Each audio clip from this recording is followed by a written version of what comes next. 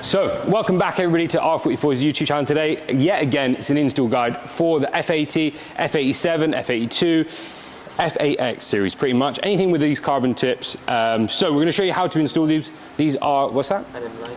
An M-Lite. So yeah, you can use it for anything. Anything that you're hitting the tips off and fitting them on. But primarily this is for the M cars. So this is the MHC tip. This is a chrome one with a gloss kind of carbon barrel of such around the outside. Again, this has been lacquered in a really high temp lacquer to prevent any issues. You're backed by a warranty, so make sure you check out the right tips when you're buying them. I do the purchasing for the company, so I choose MHC every time. But yeah, without further ado, let's have a look what you need. So I've got a rubber kind of mallet, that's one thing.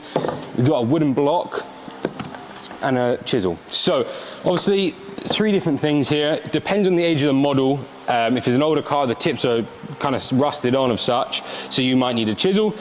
Newer car, you might need this. Brand new car, it's easy, it's just this. So let's have a look. This is a bit of a higher mileage car. What we're gonna do is we're gonna use a wooden block on them and just tap them off. So I removed the diffuser on here just for some easier access, but it's a simple fact is you can do it on the floor, lay down underneath the car and use your mallet, tap this off,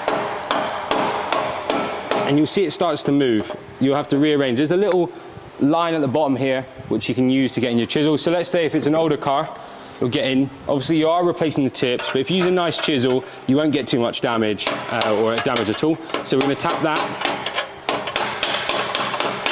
You can also square it up, so pull it down a little bit, because otherwise it starts going off like that and you're causing more tension within the tip. So you're gonna use that. That's it.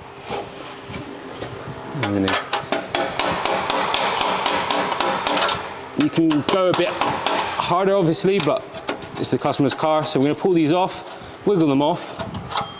Lovely, and all they're just held on with the little spring clips on the inside. So quick comparison, I know what I'd be choosing, that's for sure. So it's simple. Oh sorry Dylan, you want to get another one of them? No, it's okay. Alright then, so as easy as that, wallop, done.